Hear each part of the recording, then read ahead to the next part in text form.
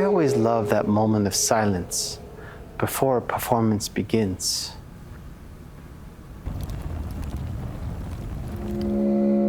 Because it is a moment of infinite possibility. As choices are made and events occur, the entirety of all the other possibilities quickly fade into a haze of unrealized potential.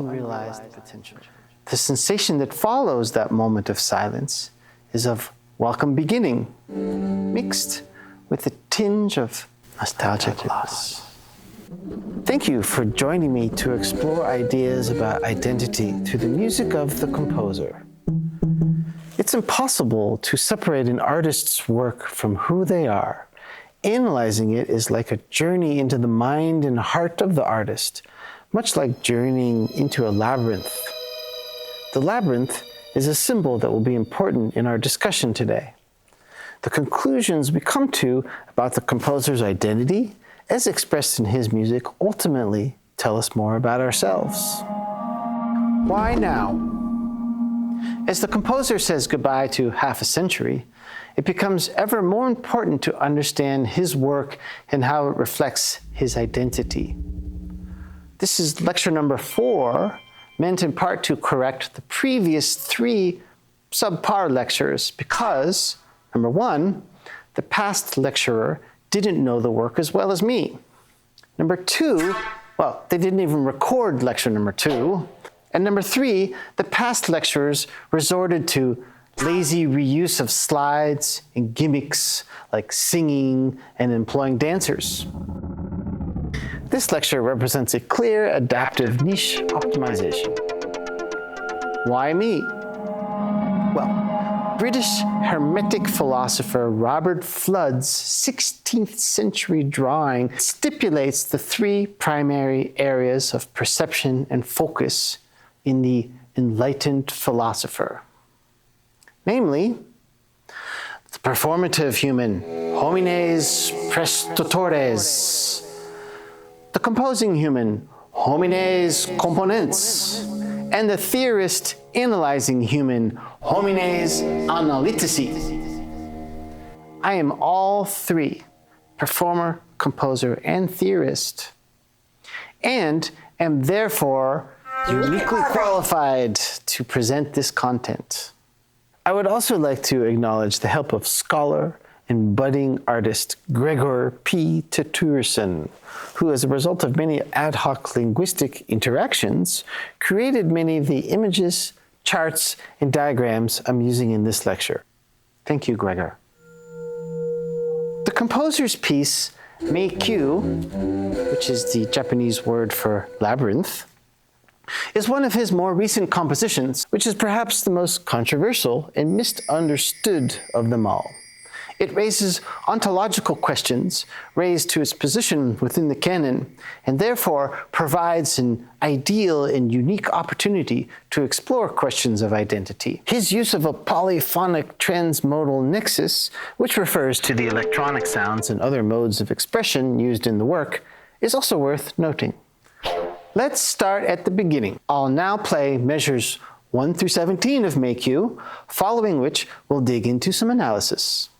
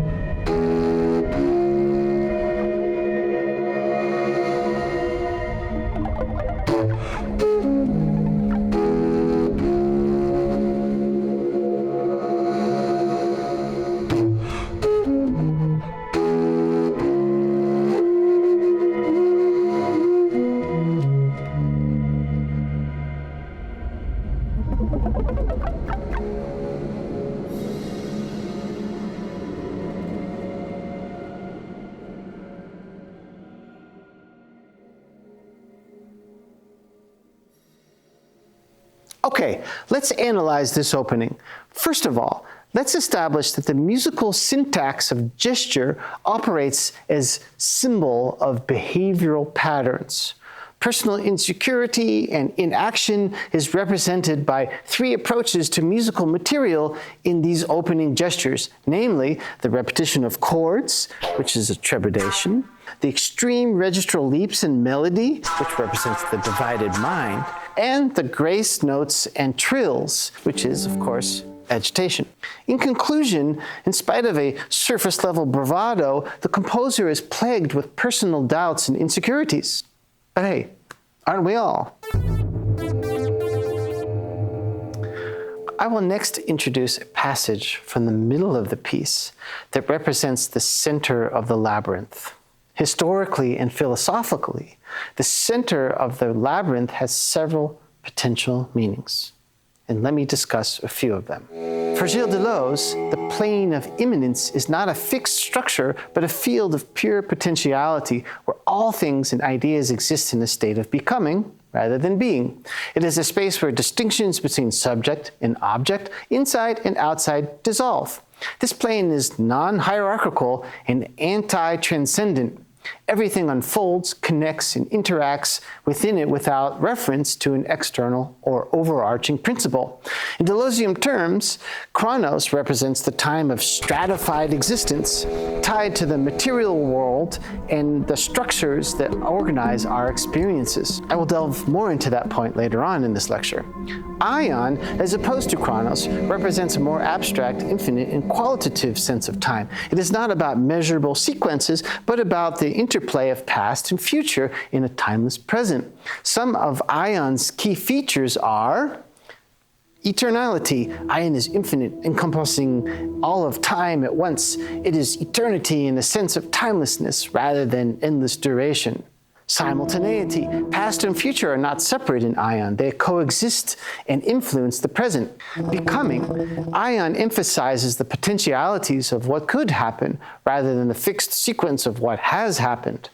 Qualitative. Aion is about the intensity of moments and experiences rather than the chronometric duration. Humans live within both Aion and Chronos. Chronos governs our day-to-day lives, work schedules, and aging bodies. Aion emerges in moments of creativity, memory, dreams, and profound experiences where time feels expansive or immaterial. For example, in Chronos, a person celebrates their birthday as another year has passed. In Aion, that same person reflects on the enduring significance of a childhood memory, or imagines a future yet to unfold, transcending the present moment. A couple of other possible meanings of the center are a point of transformation or revelation, and a deterritorialization of knowledge. Let's sonically be transported to the center of the labyrinth now, as I play an excerpt from the very center of Meikyū.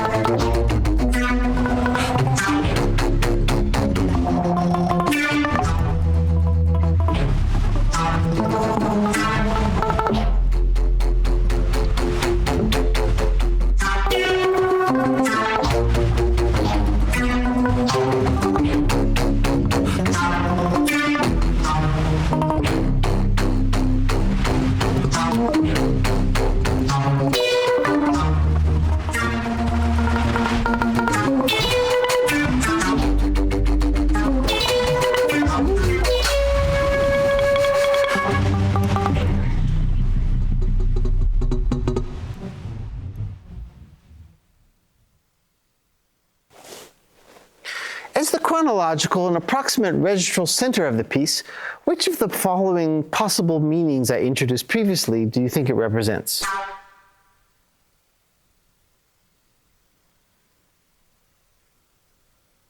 I think it obviously represents the point of revelation.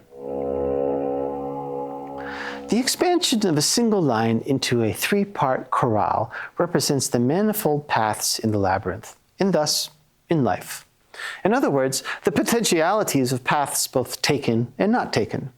The cyclical nature of the progression reflects memory in the way we inevitably encounter the same patterns and structures over and over in life.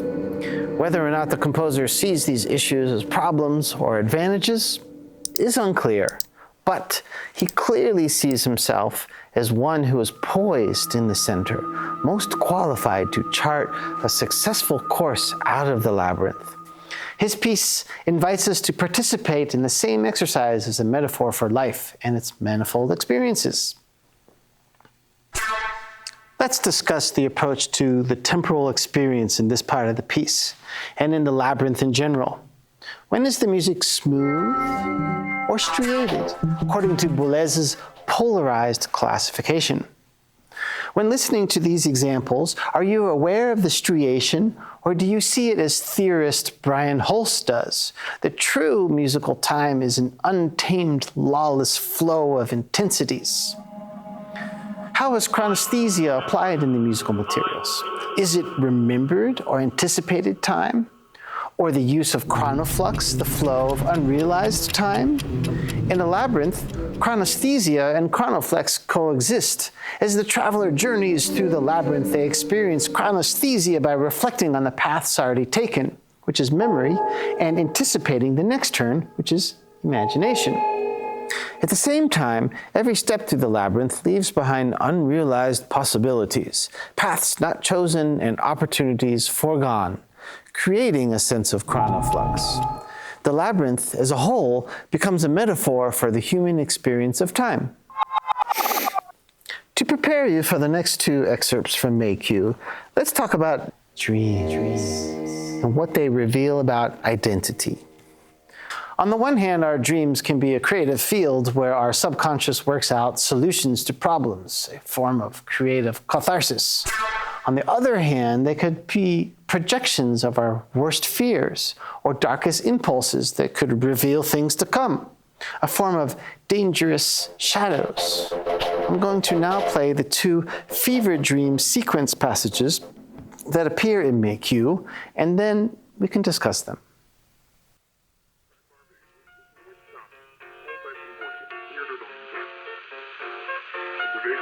Als de rivier van energie, buiten weglukkend oplosbaar, totdat men zich afvraagt of het ooit werkelijk eenzelf is. Deze eeuwige druk heeft identiteit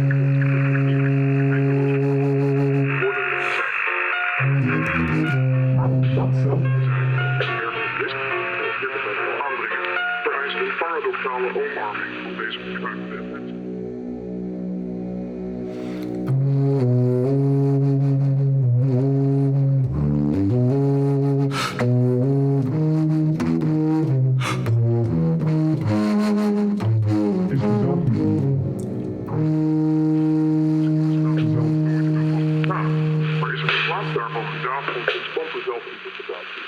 Waarbij elk moment de identiteit vormt tot iets anders.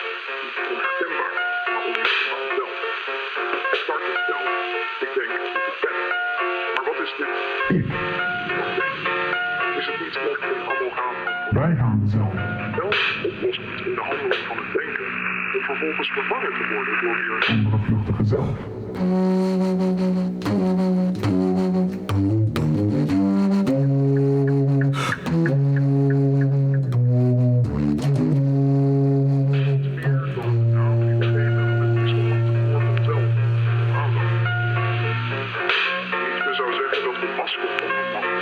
En dat de waarde zelf,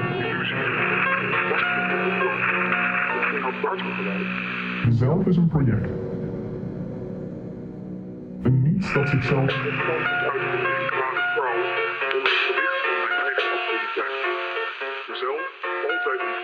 is een bricolage. Maar zoek beter geeft om die essentiële zelf.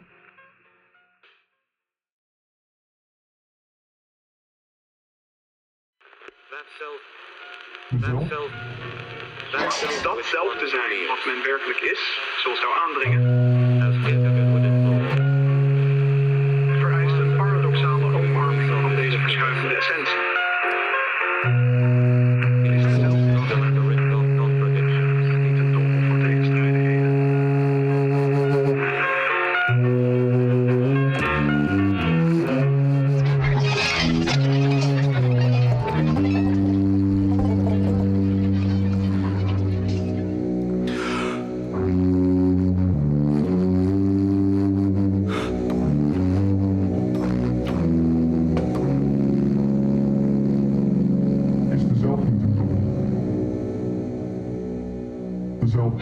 Bestaat zelf nooit in een vaste staat, maar is het in plaats daarvan een daad van constante zelfinterpretatie.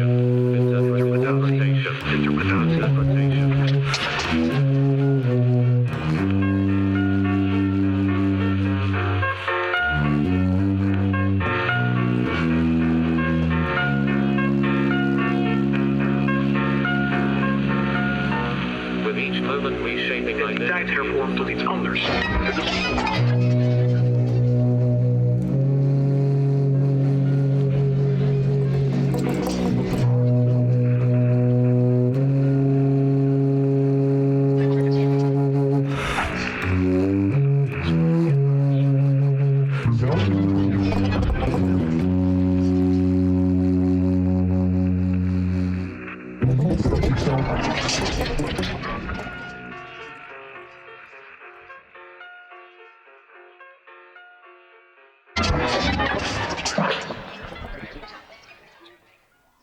Fever Dream sequence number 1 clearly embraces the complex imaginative self, represented through the following musical characteristics. It has an ornamented folk-like song in major mode. The events are clear. Linear time is implied by percussive clicks and clock-like ticks. The composer's self is imposing a sense of order onto the chaotic flow of events. Now, Fever Dream sequence number 2 depicts the anxious, conflicted self through these musical characteristics. It also has a folk-like song, but in minor mode. These events are jumbled. It introduces oneirochronia, or dreamtime. Tertullian stipulates that the way in which dreams ignore the linearity of time opens up new possibilities to experience time in sound-based structures. This adds a new category to the dualistic classification from Boulez. But hey, Gilles accused Boulez of being arbitrary and simplistic anyway, and called his theories inventions from a conductor bereft of any phenomenological awareness. In conclusion, it's problematic to try to boil things down to simplistic dualities when considering time, dreams, or even identity. These are complex, multifaceted relationships present, and the composer, and we ourselves, are complex, interpretive, transmodal nexuses. There are also 3 additional sections to Meikyū which are problematic but very interesting and make them worthwhile to discuss. For example, there's the nighttime in the Labyrinth section, where what I'm supposed to do is play a C on the contrabass flute and then seamlessly transition between playing and singing the same note while inhaling so that you don't even hear the difference. So that sounds like this.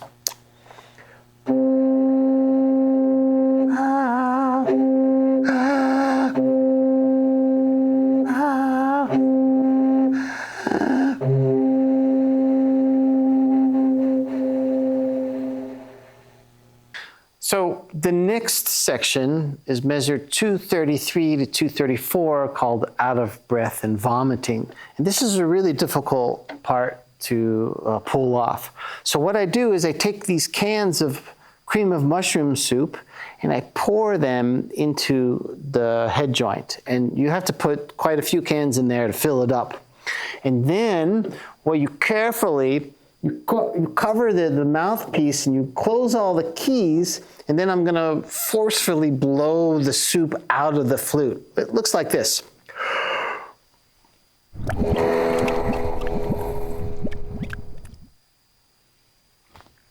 This last section I would like to talk about, it's called the Take Multiple Paths Simultaneously passage, which is a conceptual and metaphorical exercise. But it's also a very technical one because as you can see on this score, I've got in the middle line, I've got two lines going on at the same time, one representing the left hand and one representing the right hand. And each note on the flute has both hands contributing to one fingering. So then I have to combine two different fingerings at the same time.